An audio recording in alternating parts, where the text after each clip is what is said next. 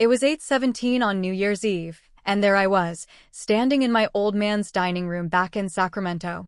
I had a plate of cold prime rib in front of me, a glass of cheap, lukewarm champagne, and a sister who acted like my bank account belonged to her. My name's Sloan Whitaker. I'm 34, I work as a production engineer, and for as long as I can remember, I've been the guy this family calls whenever their world starts falling apart.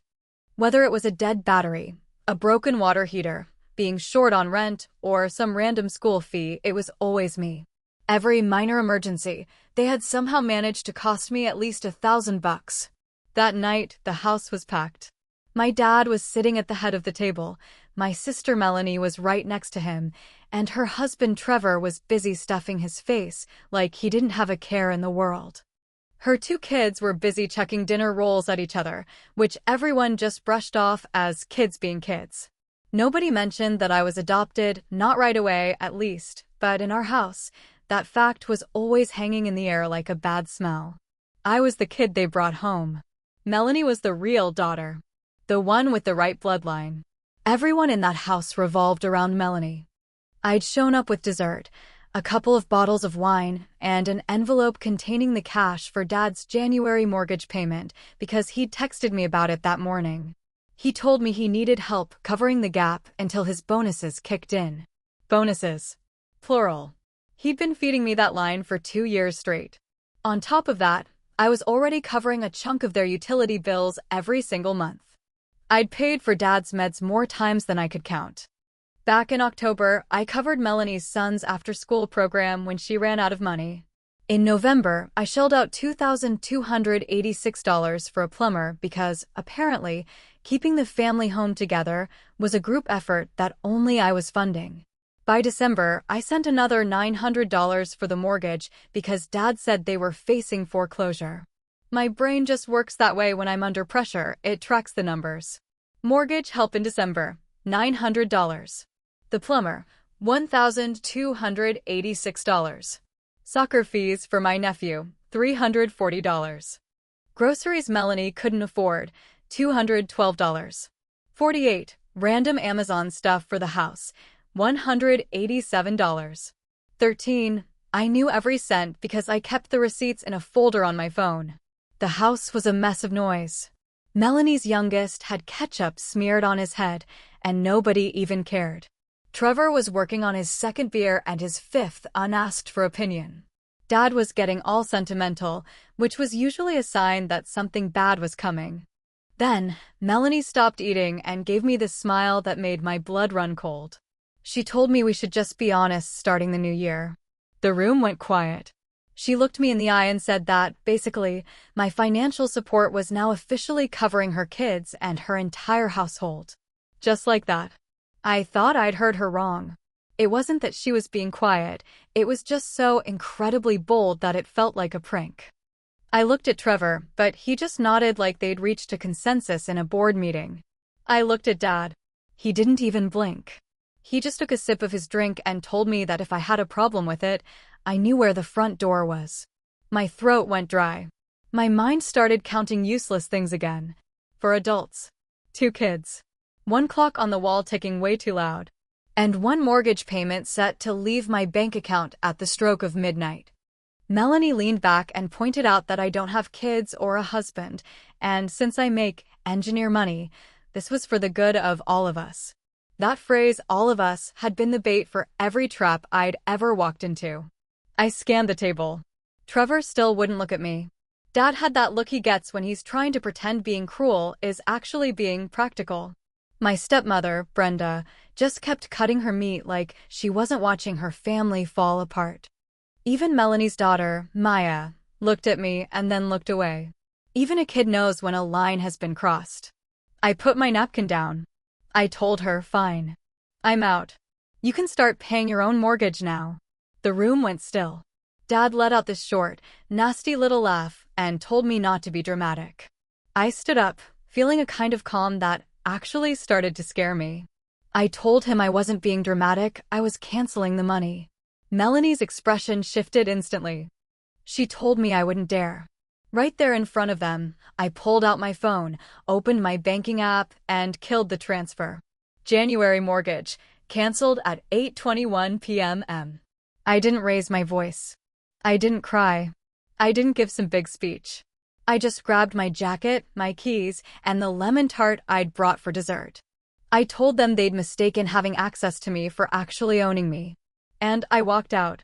I didn't make a scene. I just got in my car, gripped the wheel, and looked at that folder of receipts they didn't know I had. See, there was something else they were about to find out, and it was going to cost them way more than a single month's rent. I was adopted when I was 3 years old. That sentence hits people differently. Nice folks think it's a beautiful story. Nosy people ask about my real parents. But my family? They used it as leverage. Not in a way you could easily point out, but like a constant weight you're forced to carry. Dad used to tell people I was a blessing they chose. It sounds nice until you realize that being chosen comes with a lifetime of debt. I figured out pretty early that I was expected to pay them back with endless gratitude. Melanie got a pass for everything. I got a list of demands. If she forgot a bill, she was just stressed. If I hesitated to pay it, I was selfish. If she needed help, we were a family. If I needed a break, I was being cold. I spend my days at a food packaging plant outside the city. Being a production engineer means dealing with long shifts and fixing disasters at 3 a.m., but it pays well if you're good at solving problems. I bought a small condo when I was 29, nothing huge, just a 2-bedroom spot with a tiny balcony and a view of the lot. But it was mine. And for some reason, that really bothered my dad. The pattern really kicked in 5 years ago when Trevor lost his job. Dad called me up and said Melanie just needed help for 6 weeks. 6 weeks turned into 8 months. It started with a few hundred here and there and ended with me paying for daycare because Trevor was between opportunities. Melanie actually cried in my kitchen once, telling me that if she failed, Dad would never forgive her. I helped her because I was still trying to buy my way into a family that was never going to truly accept me. The next time, Dad wanted me to co-sign a loan for Trevor's truck. I said no. I wasn't mean about it, I just said no. Dad didn't speak to me for 3 days and then called me a disappointment. Melanie texted me, saying I was in a better position than them. That became their favorite phrase. The real wake-up call was last spring. Brenda accidentally sent me a text that was meant for Melanie. It was a screenshot of a group chat I wasn't even invited to. Dad had messaged them saying, "Sloan can cover it. She hates fighting more than she hates paying." Melanie replied with a laughing emoji and said, "Exactly. Just tell her it's to help the house." Helping the house. Right. That's just how my family talked. We didn't call it debt. We called it support. It wasn't supposed to be pressure. It was just helping out. We didn't use words like entitlement. We called it being practical. It was all about keeping things smooth, but really, it was just a way to manipulate the situation without looking like the bad guy. Smooth was my dad's favorite word. He lived for it. He'd always say, "Now, don't go making this messy." He'd tell my sister, Melanie, "We're just trying to keep things smooth here," or he'd turn to my stepmom and say, "Brenda, there's no need to make a scene." In my house, making a scene was just the phrase they used whenever you actually called them out on what they were doing while they were doing it. I kept my mouth shut and swallowed a lot of bitterness because I convinced myself it was just a phase. I was wrong. It wasn't temporary at all. And it wasn't just the big stuff. It was the little things that started adding up too. Take my birthday, for example. My dinner got pushed back because Melanie's kids had some ball game. Then Dad completely blanked on the fact that I got a promotion at work, but somehow he remembered exactly how much Trevor pulled in from his fantasy football league. One time, Brenda even introduced me to a neighbor as our adopted daughter, Sloan the engineer. It felt like the only reason I was even worth mentioning was because of my job title. And let me tell you, every time the topic of money came up, it always pointed right back to me. I paid the bills at first because I had the cash. Then I kept paying because I'd already started. Eventually, I kept paying just because stopping felt like I was being cruel. About a year before that big New Year's dinner, Dad gave me a call claiming there was some paperwork issue with the house. I headed over there after a long day at the plant. He had envelopes spread out all over the kitchen table, wearing that wounded, practical expression he always put on when he wanted money but didn't want to actually ask for it. He told me he was behind on his payments. He told me it was temporary, of course. I remember looking him in the eye and asking, "Where's Melanie in all of this? Why isn't she helping?" He didn't even blink. He just looked at me and said, "She's got mouths to feed." As if I didn't? Sure, I didn't have kids. But I had a mortgage of my own. I had a 401k to fund. I had to buy my own groceries and manage my own life. I had a right to not be the family's personal ATM just because I worked hard and stayed stable. The problem with being the calm one in the family is that everyone starts looking at your patience like it's a natural resource, like it's unlimited, renewable, and just there for them to take whenever they want. By the time December rolled around, I'd started keeping records. I did it quietly. I saved screenshots of every text. I kept every Zelle confirmation. I took photos of those final warning envelopes Dad would leave out on the table for me to find. I kept notes on dates and specific amounts. I didn't really have a grand plan yet. It was just that something inside of me had finally snapped, and I'd gotten tired enough to start being precise. I figured the worst that could happen was that I'd cut them off, and they'd call me selfish for a while. I had no clue there was a whole other level to what they were doing. And that level had my name written all over it. The morning after that New Year's dinner, I woke up to 14 missed texts. Dad sent, "Call me." Melanie sent, "You embarrass me in front of my kids." Brenda chimed in with, "We can still fix this if you just calm down." Even Trevor got a word in, "You overreacted." Then Dad again, "The mortgage is due on the 3rd. Don't be childish." I made myself a cup of coffee, sat down at the kitchen island, and replied to exactly one person. I told my dad, "I'm done. I'm not paying any more expenses for your house or Melanie's place. Do not ask me again." He hit me back in less than a minute. He said, "After everything we did for you?" And there it was. The adoption debt, finally out in the open. I didn't even bother answering. Wave 1 was all about the guilt. I ignored the calls. I ignored the voicemails about family values. Brenda would leave these messages in that soft, sweet voice of hers, the one that always meant danger was coming. She'd say, "Sloan, honey, nobody is saying you have to do this forever. But your father is old-fashioned. He sees family as a collective." The funny thing was, collective always seemed to mean the money only flowed in one direction.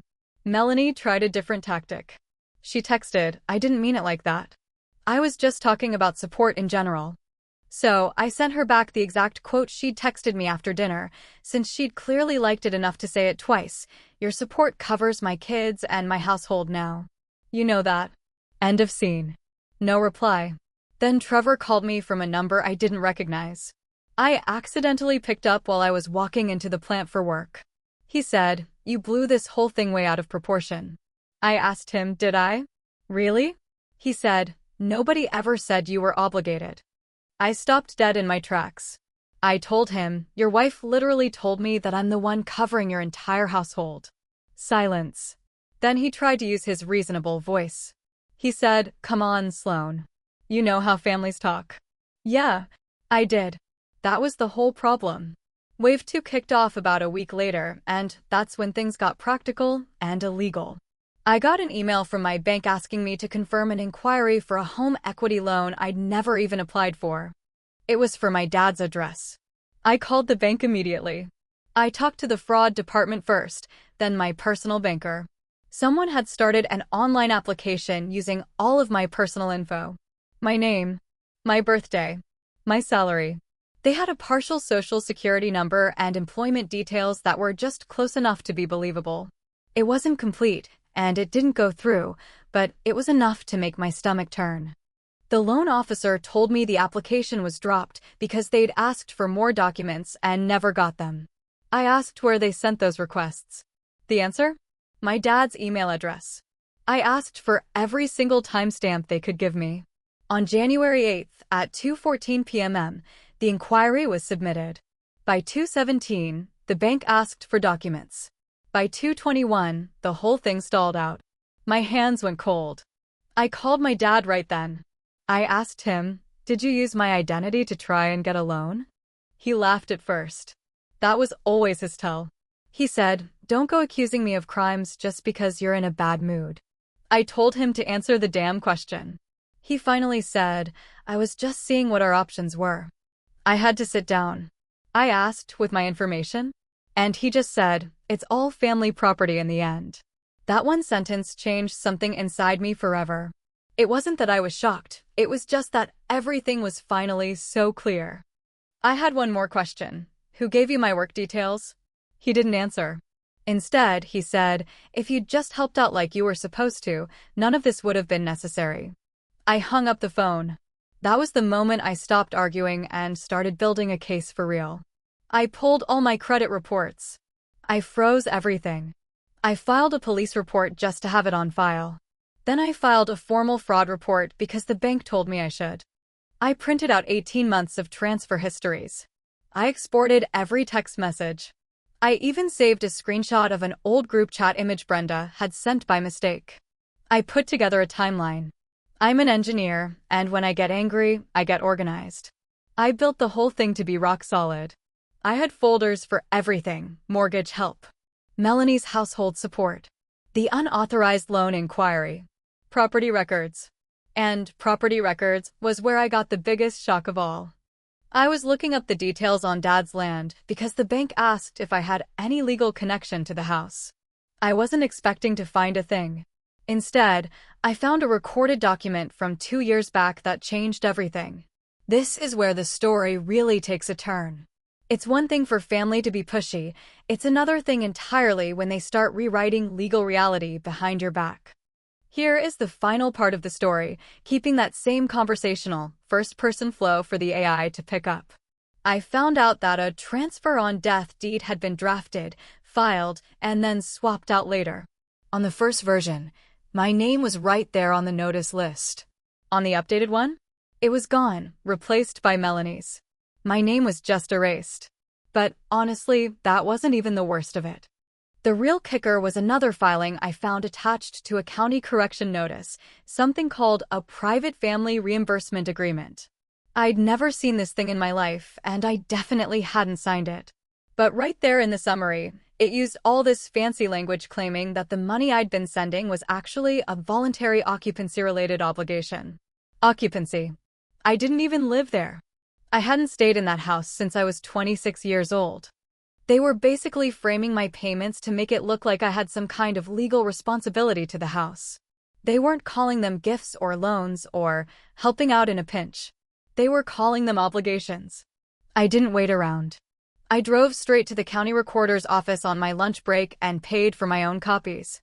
There wasn't a forged signature on the agreement, which, in a weird way, felt even sleazier. Dad had just signed his own internal paper trail, acting like his word was enough to rewrite reality whenever he felt like it. I sat in my car in the parking lot, reading every single page. He'd been building this whole narrative, claiming I paid because I'd agreed to, that I helped because I benefited from it, and that the house was some kind of shared family arrangement. He even wrote that Melanie living there and her kids' needs were all anticipated under prior discussions. Prior discussions? Give me a break. Then I hit the line that actually made me laugh out loud, all by myself in the car. It said, adoptive daughter Sloan Whitaker acknowledged a moral commitment to household continuity. A moral commitment. No date, no initials, and zero signature from me. It was just my dad writing fiction in legal-sounding English. That was the turning point. They thought they had emotional leverage over me, but what they actually gave me was a paper trail. And the thing about paper trails is that they work both ways. On January 14th, I hired an attorney. I didn't go for some flashy TV lawyer. I found a quiet civil attorney in Sacramento named Isabel Vargas. She was the type who wore navy suits and could read a document faster than anyone I'd ever seen. She flipped through my folder in about 20 minutes and only asked the practical stuff. Elena, did you ever live at the property while you were making these payments? I told her no. Did you authorize any credit inquiries or let them use your personal info for a loan? I said, absolutely not. Did you ever sign anything saying you were obligated to support this household? Again, I told her no. She just gave me a quick nod. Good, she said. That was the end of letting them tell the story. Within a week, her office sent out 3 things: a formal cease and desist, a demand to preserve all documents, and a notice officially disputing any claim that my payments were obligations or tenancy-related. Then Isabel told me to do one thing myself, one controlled, written sentence with witnesses. So, at 9:03 on a Monday morning, I posted it in the family group chat, effective immediately: do not use my name, my income, my credit, or my past financial support for your mortgage, your household, or any loan applications. Dad called me in under 10 seconds. I hit decline. Melanie called next. Then Brenda. Then Trevor. I didn't pick up for any of them. That evening, Dad showed up at my condo. He started pounding on the door. He wasn't screaming yet, just doing that hard, angry knocking. I could hear his voice through the wood. Open this door, Sloane. You don't go sending lawyers after your own family. I'd already put up a camera after that loan stunt. I stood inside with my phone in my hand and told him through the door, leave. He pounded again. You ungrateful little. He stopped mid-sentence because he saw a patrol car turning into the complex. I'd called the non-emergency line the second he refused to go. The officer talked to us separately, kept it real calm and professional. Dad did exactly what guys like him always do when someone in a uniform shows up. He softened his voice and tried to act like the victim. But then I heard the officer ask the only question that really mattered. Did she authorize the use of her information? Dad started trying to give context. The officer just repeated himself. Yes or no, sir? Dad finally muttered, not exactly. That was the line that ended it. Not because it was dramatic, but because it was finally the truth. Not exactly. The officer looked at him for a long beat and then explained the rules of a trespass warning so clearly that even Dad couldn't pretend this was just a family misunderstanding anymore. He left looking pale and furious. 2 days later, Melanie tried one last guilt trip. She sent me a photo of her kids with a message: hope this was worth hurting them over. I didn't even reply. I just forwarded it to Elena. After that, I took the irreversible steps. I changed every single shared point of access: emergency contacts, recovery emails, beneficiaries, my HR files at work, my credit freeze pins, and even my building entry code. Everything. Isabel pushed me to look in places I wouldn't have thought of, and we ended up subpoenaing documents through the bank. We confirmed that Dad had made that loan inquiry from his home IP address, using income details he'd lifted from a PDF I'd emailed Brenda once when she was helping me compare insurance. That document had my salary on it, which meant this wasn't some oops moment or a confusion. It was intentional. The second they realized we found that out, their tone did a total 180. No more lectures about being a good daughter. Now it was, Sloane, let's resolve this privately. Brenda said, surely we don't want permanent damage. Melanie told me I was taking this too far. Too far is just what people say when the consequences finally show up at their front door. The funny thing is, peace is actually kind of boring. That's how you know it's real. By March, my life felt smaller, but it felt a whole lot better. I went to work, I came home, and I cooked for myself without constantly checking my phone for some emergency that belonged to a grown adult. I put money into my savings and actually saw it stay there. I even bought a new couch. Not to be symbolic or anything, just because my old one was killing my back, and for the first time in years, I wasn't paying for someone else's chaos instead of my own comfort. My best friend Keisha came over with Thai food, and we sat on that couch while I gave her the update from the lawyer. Keisha just looked at me and said, so let me get this straight. They treated you like a wallet with feelings and then got shocked when the wallet hired a lawyer? I laughed so hard I nearly choked on my chicken. In April, I got promoted to senior production engineer. I almost missed the email because I was so used to other people's crises drowning out my own life. I celebrated with takeout and silence. The good kind of silence, the kind that feels expensive. Dad and Melanie both tried one last shot. Dad mailed me a birthday card. No apology, just a check for $200 and a note saying things got out of hand. I mailed it right back through my attorney. Melanie sent photos of the kids with a caption about how family shouldn't stay divided over misunderstandings. A misunderstanding. Like she hadn't sat there over roast potatoes and told me my income was basically her household's infrastructure. I replied one last time. I'm not available for financial access disguised as family. Then I blocked her again. As for the legal stuff, nothing movie-worthy happened. No big courtroom speech. Just a lot of paperwork, some admissions, and the kind of quiet settlements families make when they realize the calm one actually kept receipts. Dad had to formally withdraw any claim that he relied on my support. In writing. Signed. Through a lawyer. That meant more to me than any money ever could. I didn't need revenge. I just needed the truth pinned down where they couldn't wiggle it into some softer shape later. I was never obligated to pay. I was never responsible for Melanie's house. I wasn't the backup plan for a mortgage just because they said so at dinner.